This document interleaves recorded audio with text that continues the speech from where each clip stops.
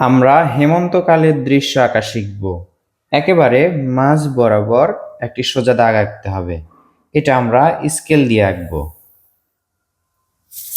ধাপে ধাপে এবং কৌশলে একে বুঝিয়ে দেওয়ার চেষ্টা করব। এবার আমরা এখানে ঘর আঁকব। ঘর বরাবরই আমি এভাবে সহজভাবে আঁকাই। শিখিয়ে দেই যেন আপনারাও সহজে আঁকতে পারেন। একটা দাগ, দুইটা দাগ, তিনটা দাগ, মাঝের দাগ কিন্তু বড় হবে। এটাতে আমরা কিন্তু নিচের দাগ আঁকবো না, এভাবেই ফাঁকা রাখবো। এরপর এখানে একটি পলের পালা বা খেরের পালা আঁকবো।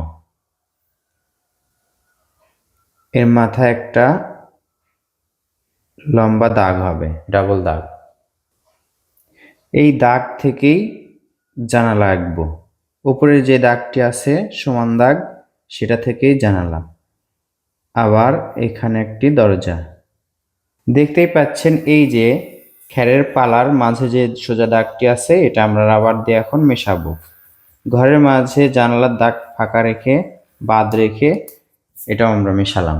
এবার আমাদের রাস্তা আঁকতে হবে। রাস্তা আমরা কোথা থেকে আঁকবো? দেখুন, এই যে খেরের পালা আছে এখান থেকে ধরবো। এখান থেকে ধরে দেখুন এভাবে গোল করে এখানে এসে মেলাবো। আবার দেখুন এখান থেকে আরেকটা দাগ ডাবল করে নিয়ে এসে এই যে এখানে মেলালাম। তাহলে সুন্দর একটি রাস্তা আঁকা হলো। এবার এই রাস্তার সাথে এই ঘরের দরজার রাস্তা মেলাবো। এখান থেকে দেখুন এই যে, আবার দেখুন এখান থেকে এটা মেলালাম। রাবার দিয়ে আবার আমরা এই দাগটা মিশে ফেলবো, তাহলে দুই রাস্তা মিলিত হলো। এবার আমরা নিচের এই দাগটা মেলাবো।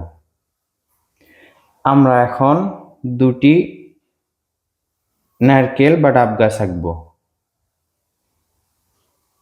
লম্বা শেপে দাগ হবে। এই পাশেও আরো একটি, একটু বাঁকা করে দেখুন। দুটি দাগ টানলাম, 2, 3, 4, 5, 6, 7, যে কয়টি হয় সে কয়টি দাগ এভাবে টানতে হবে। ডাব গাছের পাতা আঁকা সহজ, এভাবে দাগ দিয়ে পরে আমরা রং করলেই হবে। এবার আমরা একটা কাজ করব, এটা হচ্ছে এই যে কর্নার থেকে এভাবে একটা দাগ নিয়ে এসে এই রাস্তার সাথে মেলাবো। এতদূর পর্যন্ত আমরা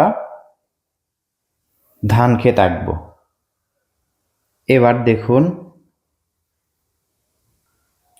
রাবার দিয়ে আমরা এই দূরের দাগটাও মেশাবো। এখানে বাড়ির পিছনে যে গাছপালা আছে সেগুলো আঁকবো। আকাশের মাঝে একটি সূর্য আঁকবো, সূর্যটি গোল হবে।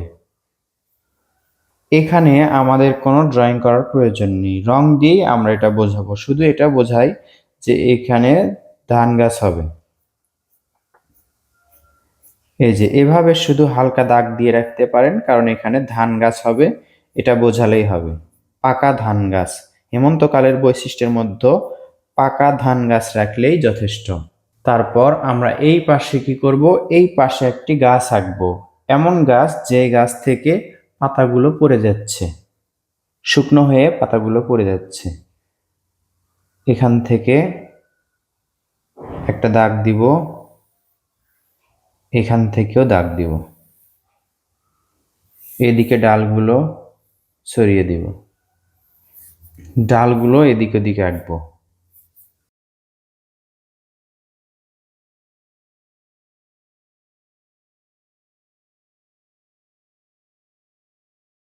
গাছ আপনি সহজে আঁকতে পারবেন যদি এটা ভাবেন যে নিচের দিকে মোটা, উপর দিকে যাবে, আস্তে আস্তে শুরু হবে। ঠিক ডালের ক্ষেত্রেও তেমন, উপর দিকে যত যাবে ততই কিন্তু চিকন হবে ডালগুলো। এবং ইচ্ছা মতো আপনি ডালগুলো আঁকবেন এবং মাঝে মাঝে দূর থেকে দেখবেন যে কেমন হচ্ছে। আমি ইচ্ছা মতো ডালগুলো আঁকলাম, এবার শুকনো পাতা আঁকবো। শুধু একটা গাছ ড্রয়িং করে নিলাম। আর এখানে দেখুন পুরোটাতেই কিন্তু ধান গাছ হবে। এই যে দেখুন, এখান থেকে দূরের ধান গাছ ছোট দেখাবে এবং কাছের ধান গাছ বড় দেখাবে। এজন্য আমি সামান্য একটা দাগ দিয়ে বুঝিয়ে দিচ্ছি। এই যে দেখুন, কাছের ধান গাছগুলো বড় দেখাবে আর দূরের ধান গাছগুলো ছোট দেখাবে। আমি শুধু সামান্য এই দাগগুলো দিয়ে নিচ্ছি, রং করার পর বুঝিয়ে দেয়া যাবে। এবার আমরা এই দাগগুলো মার্কার পেন বা সাইন পেন দিয়ে গাঢ় করব। তার আগে আমরা এই দাগগুলো, আরেকটা দাগ বাকি ছিল সেটা সম্পূর্ণ করব। দূরে যে গাছপালা সেগুলো আঁকছি। আর রং করার পর দাগটি গাঢ় করলেও সুন্দর লাগবে।